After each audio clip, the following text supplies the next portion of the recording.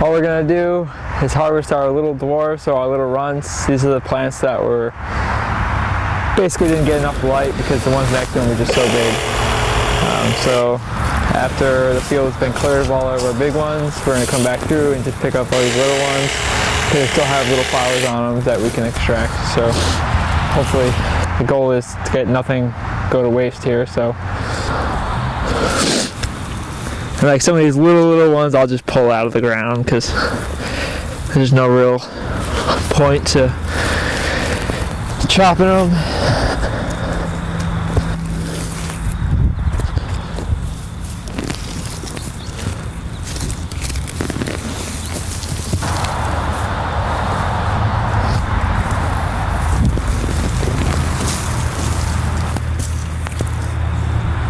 Alright. What about the ones that are still on the ground?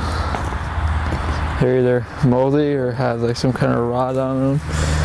Yeah, like this one. What's on them? It's like some kind of rot I was looking at. Where is Not it? all of them. We could process those small buds. Yeah. I mean, not really, but Nothing to process.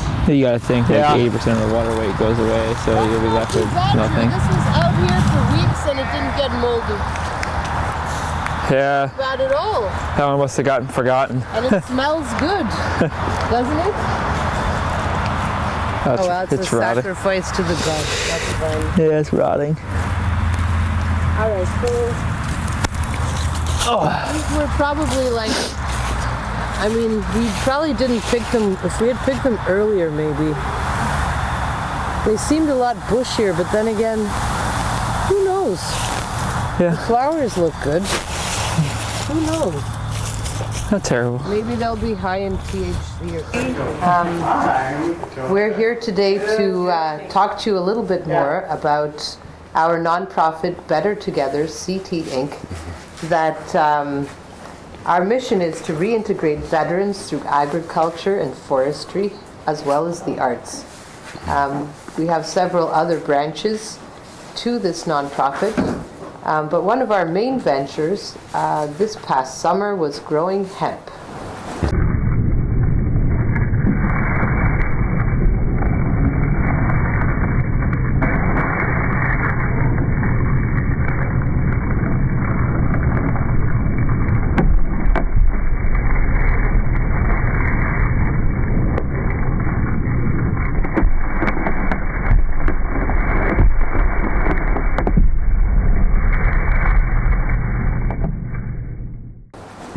So I'm Dr. Stefana Pescher, the country doc. My practice is up here in North Stonington, and I also have a farm right across from the practice, and this is where Better Together CT Inc., a 501c3 nonprofit, is housed. One of my good friends here, Aaron Athey, would also like to say a few words about some of the special things that he's been doing to assist us and veterans. Aaron, could you explain a little bit to the audience, just briefly, about what it is that you do here with the veterans, and a little bit more, just, I'm sure the public probably hasn't heard too much about sweat lodges, so tell us more. So I help out with the spiritual needs. A lot of good things come from the sweat and different cleansing rituals, just smudging, burning different herbs, really can bring calmness, clarity, purification. Sweat lodge works for detoxification also, but it's a good tool to help with anxiety, PTSD, any kind of trauma, kind of fears. Getting over your fears helps with work on your mind. I like to think of it as healing the spirit, your mind, body, and soul. So, you know, you have to take care of all of those different things. So, sometimes a little bit at a time. You may not happen overnight, but working on yourself to work through those trauma, to work through your fears. You know, we could talk ourselves in or out of anything or situation. So just a lot of just building back bringing back their spirit to themselves, and so you're not just surviving anymore. You're living again. And that's it's a proud thing to be a survivor, but we want you to be alive again, to be living again, to not just be existing on this earth. So a lot of it's through different things, not just spiritual, but just by being there for somebody and building that community of trust. You can work in the field, just working with the earth is healing and cleansing, and helps you get grounded back to Mother Earth, to Mother Nature, and to work on cleansing on her too, and just different aspects of things. Excellent. That's exactly right. And as far as the Sweat Lodge goes, there appears to be more and more evidence that this is something that helps with PTSD and could be especially good for the veteran population. So we're very blessed that we have Aaron and the brothers coming to do this for our veterans and community, whoever's interested, every other Friday. So that's been a very exciting and it's a safe place. It's always free and open. It should come free of drugs or alcohol, and with a clean mind, open for healing. But it's always free, and it's always there's no filming or photography or recording back there, because everybody should be able to feel to express themselves, to pray. And it's whatever happens there, pray about, talk about, counseling, it stays there. You have to have that trust to be able to open up to one another for that healing. So that's why we don't allow any filming back in that sacred space, because that's between us and the Creator, and it's more humble that way. It's not about bragging about what we do or the good things. It's more about the results and actually helping people. excellent. And Aaron, just so everybody kind of gets a better sense of some of your experience with this kind of stuff, tell us a little bit more about yourself and what you do. Well, I'm a prison chaplain. I work for the Department of Corrections for the last 8.5 years, so I provide worship services, sweat lodges, prayer circles, smudging for anybody that's incarcerated in the state of Connecticut here. So for Native Americans? For Native Americans and anybody that wants to follow the Native American path. So they don't have to be Native American to sign up for my religion, but just to be of that belief.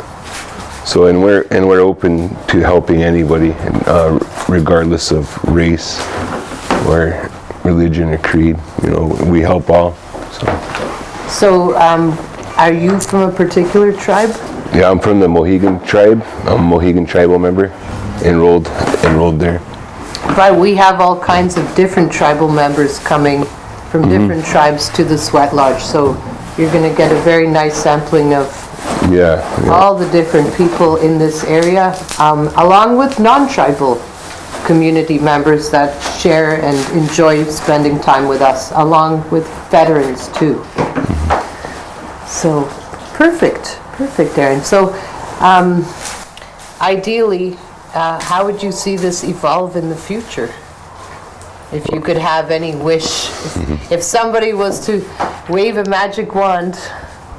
I just expanding the different areas, more fields, indoor grows, so that I'd like to see more veterans and people in general employed and happy. The farm store, I can't wait, and for that to open, and just love spending time with the horses, or the herd of mini horses that we've rescued. They're great, and that in itself, the farm, just being at the farm and having more open space for people to feel free, safe, in a really safe community full of love, and just more services and more programs I'd like to see.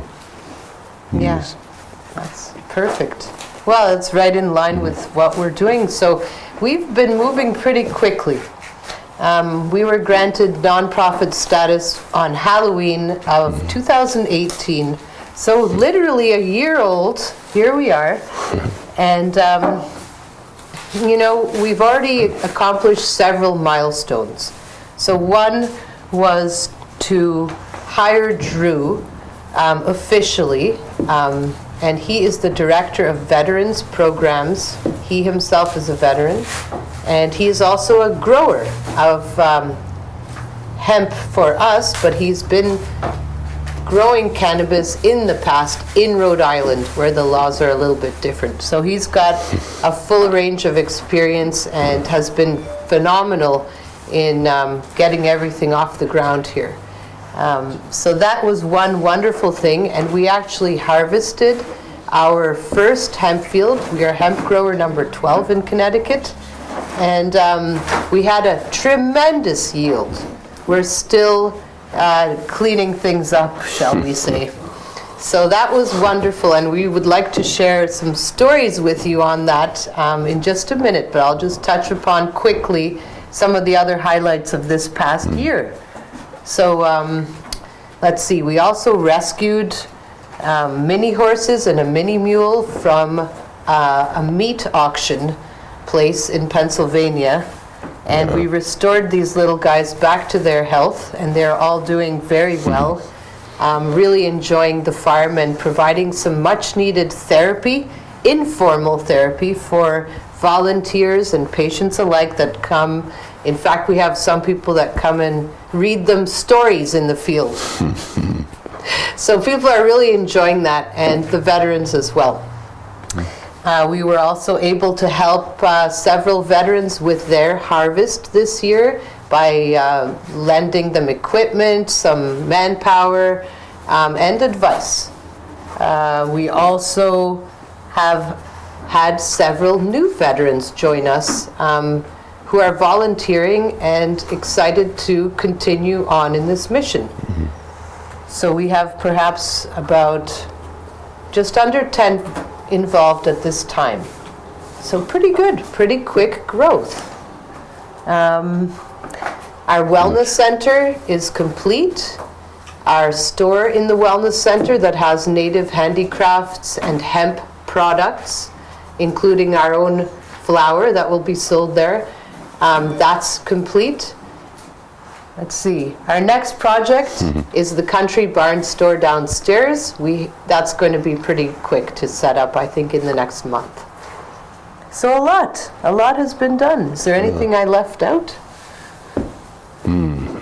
I think a large part of the healing too that'll come to not just veterans but people alike is just seeing living examples of being that example for people of healed trauma, and getting out of that survival move back into living in society, and to having a more normal life, to learn how to deal with those triggers when they do come up too, for your PTSD or anxiety and those different things that arise in life. And that's a main part of our spirituality, and I'm sure we're going to have, as we expand to more kind of groups like that, meditation and yoga, those kind of things. We're looking for acupuncturists and different, expanding on the different wellness aspects of things to so we can have many different options, and then it's up to because we're so different as people, so to have more than one option of a way of healing is very important, and I believe that's why there's so many different religions, and there's so many different medicine, there's so many different ways to healing, that we're so different as people, so there's not one way is going to work for everybody. So I think that's important, that we're broadening our aspects and our ideas so huge. It's exactly right, and it was exactly in that train of thought that the Country Wellness Center was created, where we have some non-traditional holistic modalities exactly for this purpose, to address PTSD, traumatic brain injury, chronic illness. So that's why we have a floating salt pod in there, a halotherapy machine, infrared sauna, hyperbaric oxygen, and all the other holistic therapies, such as Reiki, medical massage, acupuncture. Again, so many wonderful alternatives, and everybody's different. So, very true. So let's tell everybody about the fun we had in the hemp field, shall we? All right. So let's begin with the planting. So we planted, that was July 3rd and 4th. Yeah. It was after we had prepared the field, and we had to actually take all the rocks out and everything. This field was never touched. But it was a nice, flat, well-drained field, very sunny location, and here we went and we planted our... We kind of did everything backwards a little bit, Tilled the field, planted, then on July 4th, I believe we got our last plants in with the headlights of our vehicles. Yes, it was. We couldn't take it anymore. And then we were like, well, we now we have to do irrigation, So normally, you'd have your irrigation first. So we had our plants in because with the laws, just to get everything in the ground as quickly as possible. Yeah, we did everything as quickly as we could. Most people skipped this season because it was late upon us, but we decided to take the challenge. So there we did the irrigation, and then sometime in the beginning of August, during the hottest time of year, is when we had to cut our cedar trees and strip them and make cedar posts and for a fence. Do fencing. We do fencing the end of mid-August now. We fenced the field in after we saw that we had nightly visitations from deer on our cameras. And they kept coming to the field, checking it out. Almost ready. Yeah. So in a panic, a friend of ours had a cedar forest that needed some thinning, so we went and worked on that. Yeah, it's true. It was all backwards to what regular people would do, I think. Yeah, we learned the farmers. You can't really sleep without a fence. You have nightmares of deer. Go in there in the morning and all of your hard work is eaten by deer is yeah, we couldn't have that uneasy feeling, so I really couldn't sleep until that fence was up. Yeah, and those plants meanwhile were growing leaps and bounds, so by August they were taller than me, most of them. So it was pretty impressive how quickly they grew. With good irrigation. But of course, we had good help from some local farmers, Dylan and Jeff Wenzel, wonderful people that helped us out tremendously to get going, and with good advice, and some of their friends as well. But also our community and our farmers and patients. Oh my goodness, we really must have had collectively 100 people or more helping us out through this whole thing. So it wasn't just us. Yeah. And Drew worked very hard as well, getting that irrigation system up and, troubleshooting. It was new. It was all new, and we all were getting to know each other as we went on. Yeah, it was really nice too, and rewarding to help pass on and share some knowledge and muscle for the other veteran farmers that we've met too, that are trying to do similar things, healing through their own agriculture, their own farming of this hemp, and to help them was also rewarding to see you and Drew and the other veterans coming together and working together. Yeah, that's really very nice. It has been. So I guess we had a little hiccup with the theft. Yeah. Right? And that prompted us. That was a panic mode. That was a Monday early morning phone call. Yeah. And we came straight here, and to our horror, somebody had clipped the fence and chopped down and damaged about 40 hemp plants, you know. It was really appalling, actually. But the local troopers were extremely helpful, friendly, came and, you know, assessed everything really from beginning to end. Aaron repaired the fence right away, and then after that we started to live in the field. Yeah. And yes, it is as atrocious as it sounds. No, we had a lot of fun too, but cold nights and, you know, no heat, no electricity, no water, you know. So it was one of those deals, but enlightening, and it certainly brought everyone closer. Yeah, that's for sure. So after that, we got permission to harvest after we sent in our sample that showed that there was less than 0.3% THC in a sampling of our crop per the government guidelines. And so we got permission and we harvested and have been non-stop ever since. So we still have the blessing of all of our friends, volunteers, community, veterans, everybody kind of coming together. And I have to say that although it's a lot of work and labor intensive, it's very joyful. Oh, everybody's in a good mood, everybody's sharing stories, chatting. It's kind of like the good old days when people actually had time for each other. That's kind of what it reminds me of, and it feels like we're going back in time in a good way. And that's exactly what needs to happen. And I have a feeling that hemp, in its many healing qualities, that's going to be another one of the unexpected bonuses, is this community building, socialization kind of thing. The biggest difference between marijuana and hemp is you can't get high off of hemp.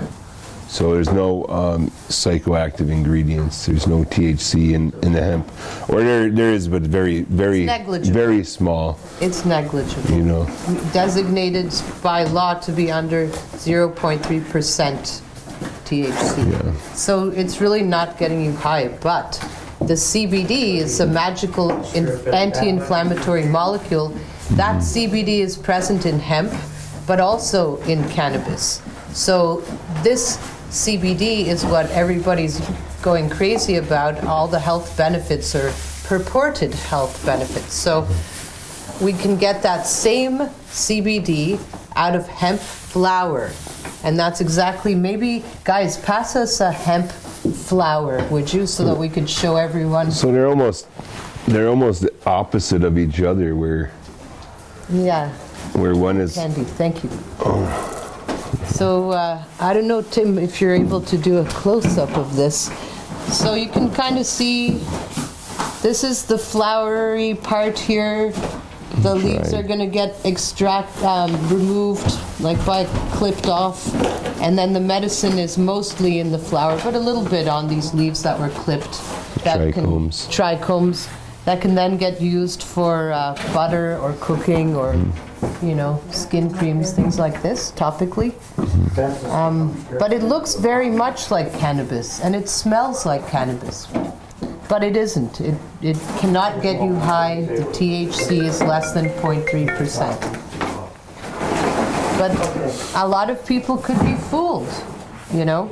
And the other part that we're doing with this is, could you please pass me a stem? So this magical plant, we're going to try to use it in whole plant fashion. And these are some of the stems that we've been saving and drying. But our plan would be to investigate biofuels, see if we could create some biobricks. There's one company we're speaking with, and potentially some hemp concrete. There are so many applications to this marvelous plant. It really is going to change the world. It's going to replace trees and deforestation as a wonderful tool, also to replace plastic completely. That's now polluting everything. I'm sure you all are well aware of the mess. So hemp has so many applications, and we're so excited that we're able to be part of this whole hemp movement. Yeah, there's even a hempcrete, so hemp concrete, where you know, so it's endless. It's really, you know, textiles, we didn't even get into all that. So our main purpose was the CBD from the flour, which we'll be selling as well, dried and trimmed and cured, but also the biomass part of the plant. There's so many things we're looking forward to. So we encourage anybody who's interested to reach out to us, email, phone. I just think it's important, to use the whole plant if you can as a medicine. I don't know, my grandfather always, kind of taught me not to be wasteful. It's kind of the teachings of the elders. If you're going to take a deer, just take the best meat and leave the rest. So why would we just take the flour and then not do anything with the rest of it? If it can be used, it'd be wasteful. I think there's too much of that going on in the world today, and we need to really evaluate not only just ourselves too, not our companies, but ourselves as at home too. We could do better. So, but I think that if we're going to grow this medicine, then we need to use it in its totality, not just take the part that gets you the most profit. And there's some people that are throwing the stalks out, and we'd like to use I asked the whole if we plant. could have them all, and they said yes.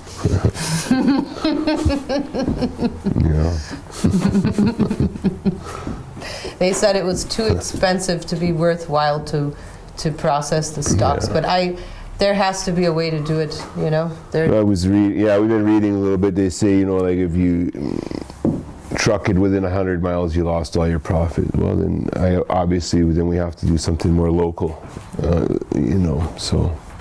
Yeah, just it's wonderful things. Yeah. But so true what you said, exactly. So true.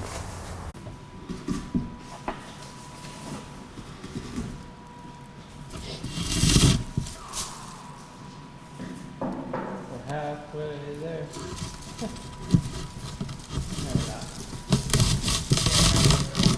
Maybe halfway.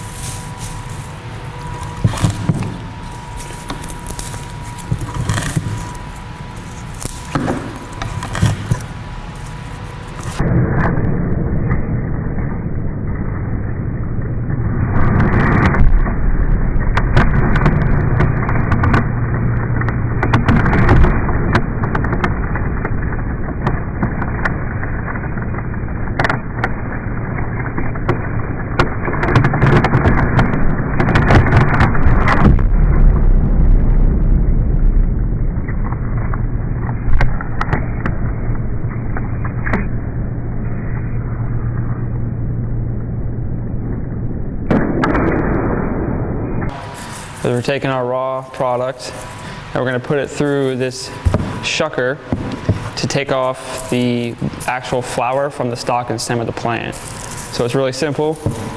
You just take one stick, put it through. All these different holes right here are different thicknesses of the plant. So put it through, put your thumb on the back to hold it, and just pull through. And that takes the buds off of the plant so we can trim it.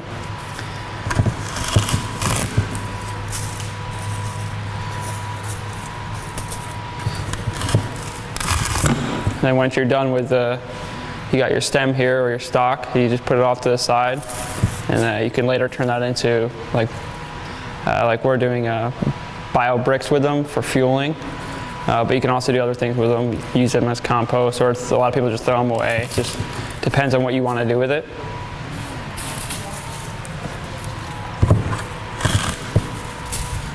So the whole plant is called hemp, but what we want to get off the plant is called the flower or the bud, and that's like the end piece here.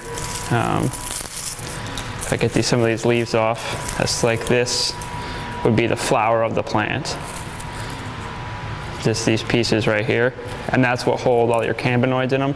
So you can use it either, you can dry this and cure it and smoke it and get your CBD that way, or you can break it down into extraction and send it out and get it extracted into a more concentrated form for like tinctures, or if you want to put it onto into butter for cooking, or coconut oil, you can rub it on your body in an area that hurts. You can get it, just all the different ways you can get CBD into your system.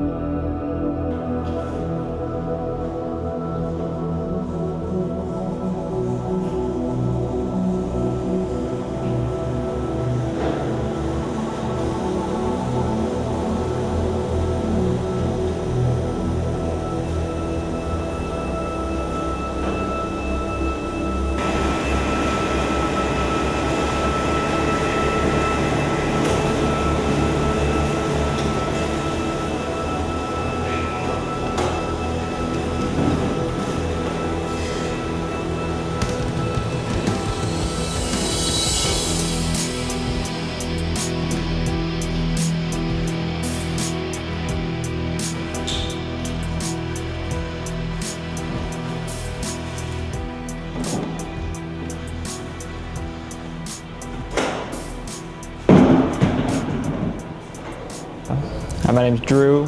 I'm the lead grower and director of veteran programs here at Better Together, Connecticut Incorporated, and 402 Hemp. We're located in North Stonington. Basically, my job is to get everything ready as far as licensing, paperwork, and everything for the hemp manufacturing and growing and packaging, labeling. All of that falls under my duties, and then along with growing and getting all the seeds and planting, I organize all that and harvest everything, which you'll see later in the video. But I guess I started in this a couple years ago, but even before I started in this, what kind of led me into this was I'm an Afghanistan combat veteran, and I sustained an injury, a brain injury, on the southeast side of Afghanistan, on the border of Pakistan, in 2014 from an improvised explosive device. Went off, and I have a brain injury now. There's 3 holes in my brain, and I got medically discharged from it. So I got out of the Army, was on a bunch of medication, and my life wasn't the best, my mental health wasn't the best. So I started, going to therapy and going on all these different medications the VA would prescribe, and things weren't really turning around for me. So I was looking for like a hobby that I could do, and at the time a doctor told me to try medical marijuana for anxiety. So I did, and I found that it helped me, and then I got into growing legally. I got into growing and went through all my process to do that. And I noticed that I had more therapy in myself actually growing it than I did in consuming it. So after a while of growing for myself, I reached out to a couple people that I knew and said, hey, I'm licensed in this state. I know you have your medical card. Would you want to make me as your caregiver? And essentially what that means is I grow for them, and I can legally supply them with their medical marijuana. And then one of my friends knew Dr. Petcher, and he heard about me, how I was interested in growing, and he introduced me to her, and then we kind of had this same idea of growing and helping veterans reintegrate back into the community and getting your mental health up, but in a natural way. So after we met and we talked and we had similar interests, one thing led to another, and she made this huge thing happen. And it's been a blast working here and seeing all the progress and helping veterans with their life and with their mental health in a natural way, whether that's, instead of therapy or instead of drugs, it's a different way. It's getting them out of the house, getting them to communicate with other veterans, having a support group,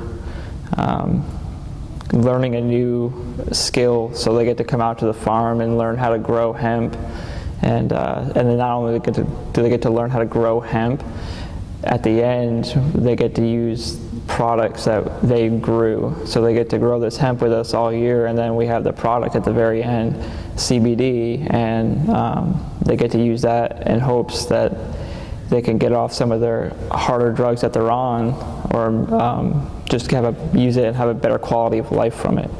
So that's our main goal. And I mean, when I came into this, I said that one of my main goals was to just help at least one other veteran get through a rough time in their mental health. Just help them get through everything mentally and not have to go through what I went through, because what I went through with my mental health, it was a bad place to be in. So I guess that was just my main goal. And here we've already helped so many people, and it's only going to continue to grow. And I look forward to the many years to come of helping other veterans and teaching them a new skill set. So, welcome everyone again. I'm here today with Eric and Kathy Callan, and these very special people who are near and dear to my heart, both of them, had an integral role in the development not only of our nonprofit, but also some of the concepts that we have in regards to veterans and reintegrating veterans. But also, they are the former owners of the farm where we hold all of our activities.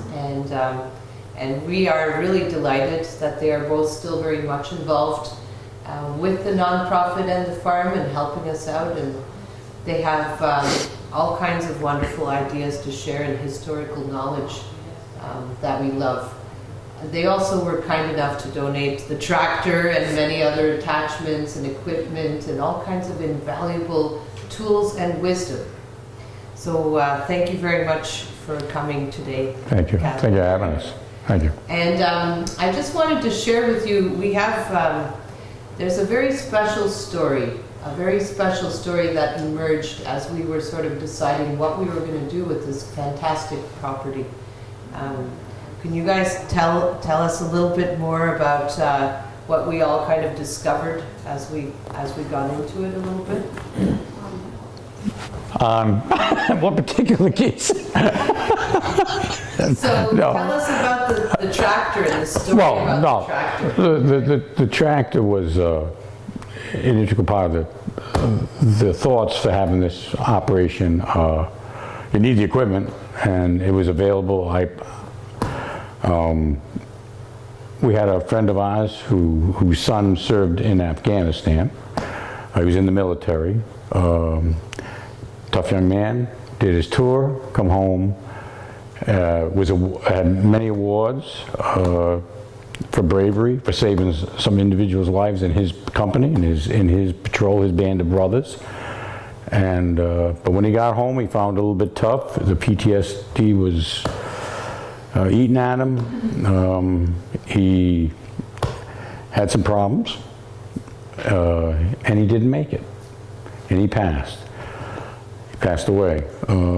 So we thought that using the equipment, the tractor, which Dr. calls Big Blue, and all the equipment that it attaches with it, comes with it, we would donate it in his name and his recognition for his service, for what he did serving this country. And since Dr. Pesha was going to be working with veterans, we thought this was an integral part of, would be for her organization to incorporate veterans into it. So we donated in his name, Louis Capaldi. Well, and we're going to have an honoring ceremony and ribbon cutting on his behalf in the spring. When things settle down a bit, we were very busy, as you all know, with the hemp harvest and the rescue of the mini horses and all of our other projects at the same time. So it got pushed out a little bit, but it's definitely happening this spring. So we're excited for that. But beyond that, guys, Eric and Kathy, tell me a little bit more, because this beautiful playground, this property, was in your family's heritage for a long The farm's been there since like 1917. My grandmother, my father was raised there. My father moved to a house next door, which they built when he married my mother. And I lived there, and I would traverse both properties over the years. And after they all passed, Kathy and I, we moved there. 1993 we moved there. 93. 93, Kathy. Tell her how wonderful it was that we had to gut it. Eric said, can we move back, we were living in Charleston, Rhode Island, can we move back to the house, my grandparents' house? Okay, to help take care of his parents, they were getting older. I said, okay. So we had to move a little sooner than we expected. The house was gutted, and when I say gutted, I mean there was rafters in the attic. The day we moved in, he started a night job at Foxwoods, and I stayed in this place by myself. There was one plug in the whole house. There was no heat. There was no sink. We had a clawfoot bathtub, and I would take a bath in the morning before I went to work, and at night I would wash my dishes in there. I would put the cats upstairs before I went to bed to get all the mice and the squirrels out of the rafters. So that was my introduction to the farm. But we had many, many happy years there. I loved it. He would come home sometimes at night, 10 o'clock at night. I'd still be out in the gardens with the spotlights on gardening. And then it got to be a little much for us. Over the years, yeah. To take care of over the years. We've had different things happen with broken bones and stuff. And so I said, oh, as much as we hated to leave it, what made it easier was Dr. Pescher's idea of what it would become. Otherwise, I don't know if my husband would have moved. But when he heard what she wanted to do with it, and we wanted to be a part of it, and here we are today. It's a great thing. It's going to be a great thing. Wow. Thank you. Thank you, guys. I couldn't do it without you. And Oh. really the whole community. And she let us leave our horse there. Oh, yes. Our That was 39-year-old horse lived there. King. Yeah, King. It was good to be the king. Are you kidding? That was my honor to have King there. He was such a handsome and wonderful, what a special boy. Yeah, he was a good How boy. old was he, Eric? He was 39. He was one of the old. 39. That was pretty old. That's like 142. No, about 120 in people age if you do the math, approximately. But yeah, he was a pleasure to have on the property. He was good. It was lovely to see him out there in the fields, and he was, you know, as much as he was, I got to take care of horse aggravation. He was more pleasure. So I'm glad I had King, and I was sorry that he came to his age point where he had to go down. But his ashes are still there. We have his ashes We there. had a ceremony for him. Yes, we and do. That was absolutely beautiful this past spring. So we, yeah, well, we're sad that King's not with us, but he's with us in spirit. Yes, he is. That's for sure. He was a big dog, and he was a playful horse, and gentle to small people, and he just knew where he could. He was very comfortable. Yes, he was a love bug, and it's a tribute to how much care he got from you guys and love that he lived so long too. Did so He well. wishes I would take that.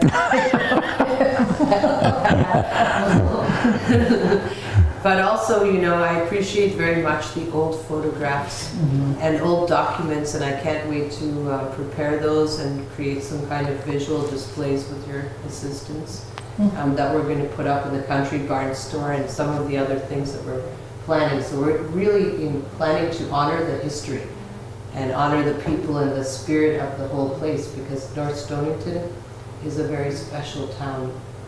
And it's, you know, people like this and all of the community that has really come together to rally. It's what makes it all worthwhile. And incidentally, we're going to need a lesson on Thursday. For Big Blue driving. All of Yes, us. to keep that. Many people, because the clutch, I had to do a little repair on the clutch. I heard. Trying to prevent that repair from happening again. So don't even get me started. So It's just a matter. a little lesson. Yeah. The only lesson is, once you put it in gear, don't touch the clutch. Let it out all, just let it out all the way. And when it's time to stop, push it in all the way, disengage. And after you disengage, you're good. It's just, If you find a little can't ride the clutch. after 3, we would really appreciate it. Okay.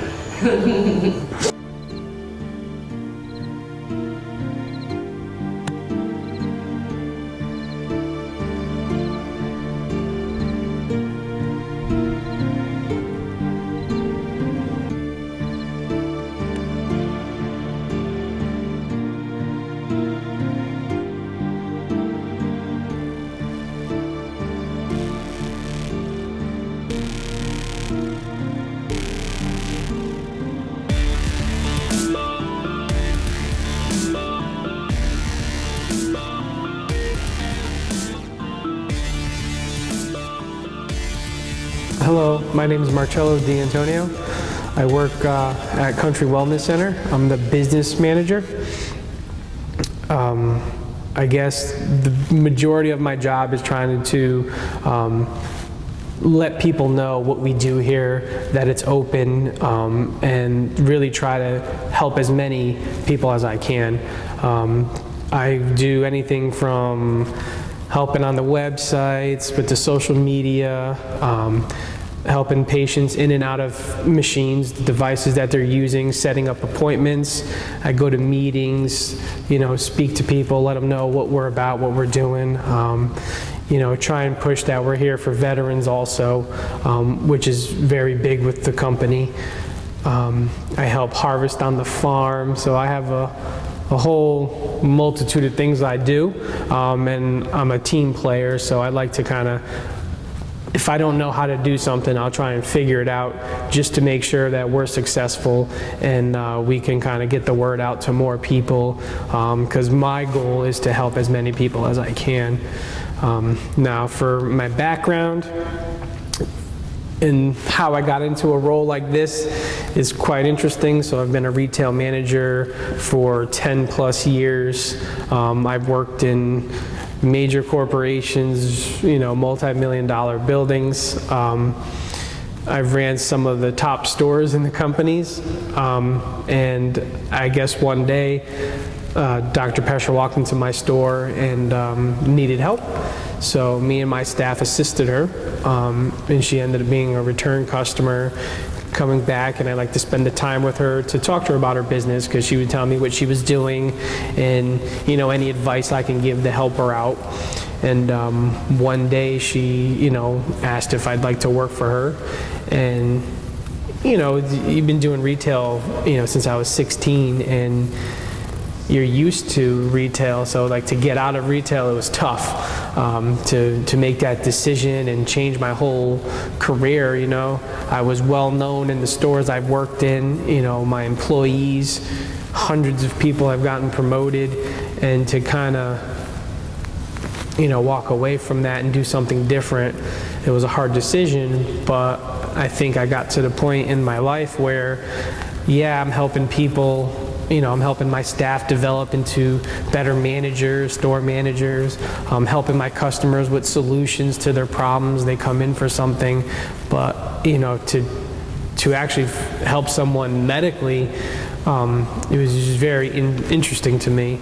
And then all the modalities that we offer in this location, I knew nothing about, and I had to learn them, build the machinery, build like all the information packets for it. So like, it was a whole big project, and I wanted to excel at it. And my natural personality is I try to strive to be the best, and for something that I didn't know, it was more interesting to me because it's more of a challenge. My stores were, you turn the key, open the door, everything flows, because we have processes in place and years of mentoring and whatnot, you know, to move into something that is nothing, like it's a blank slate.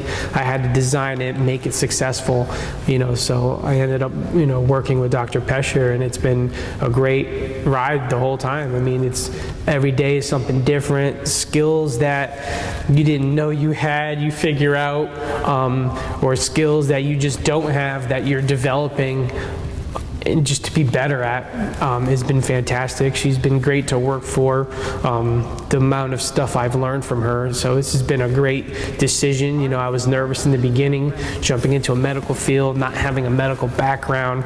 You know, my background's been in telecommunications, technologies, and I've been a store manager for quite a few years. So getting into the medical field without that knowledge and having her support and spend that time with you to develop you, to learn it, and just, you know, just help you through that process. It's not like she just, hey, Marcelo, go do this. This is what we need to do. How do you think we should do it? And then we come up with a game plan, and she supports me the whole way. So that made the whole transition great for me. But other than that, it's what can we do for the community? What can we do for the veterans that really speaks to me the most. I have lots of machines, you know, a hyperbaric oxygen chamber that I have people using, and just seeing the results, you know, them walking without canes, them remembering things, the cloudiness in their heads disappearing, it's just been, you want you to help out more people. It's like addicting to just see the benefits, and this is all stuff that's been around for, you know, so many years, but no one knows about it and no one uses it. And it's like, why isn't this the normal? Like, why aren't we seeing people and saying, hey, listen, you know, you're having problems breathing, let's try halotherapy. You're having some back pain, spine issues, why don't we put you in a float pod to stretch out the body, you know, detox the body through an infrared sauna. Like, this is just simple stuff. You know, you're not taking a pill. It's nothing to affect you. Everything here is clean and sterile. So, like, this is just simple stuff that why aren't people doing this? And I'm trying to, you know, help Dr. Pesher on her goal to make this the norm. You don't know how many nights we all spent in here till 3 in the morning. How many nights in here? This place is like our second home. We would all sit here. All right, so today we're going to take our raw product here that hasn't been trimmed, and we're going to put it through our trimmer here, and it's going to come out in a better form, getting rid of all the excess leaves so it can go into the curing stage. So I open up.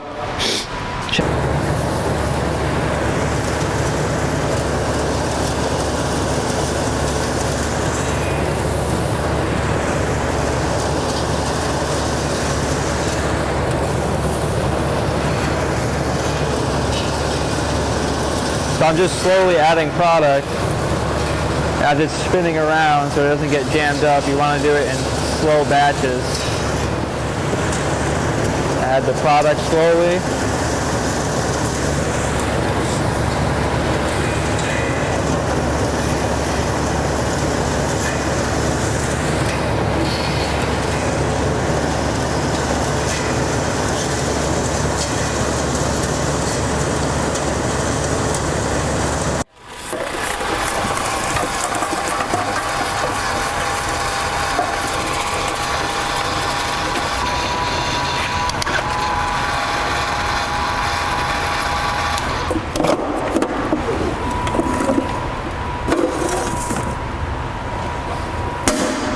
My name is Joseph Strazo. I'm from New London County. I'm married, and I have 2 children who are 13 and 10. And I served in the Air Force from 1982 to 1987. Traveled the world. It was a wonderful experience. However, while I was in there, got banged up a little bit, nothing too serious. And for many years, I buried it. I didn't talk about it. And I was on the internet, and I was looking for veterans resources.